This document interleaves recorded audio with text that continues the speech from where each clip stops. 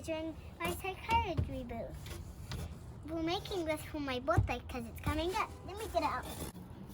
So today we're making Lucy's psychiatry booth.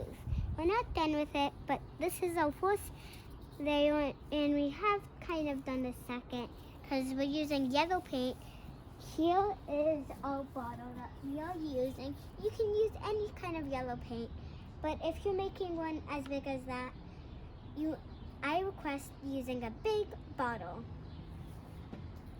So as you can see, there's a little window, a couple of things in there.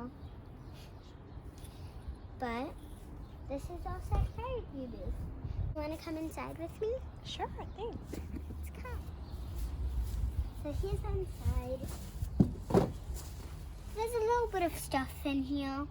We were painting, so that's why I put my stuffed animals in here so they don't get painted.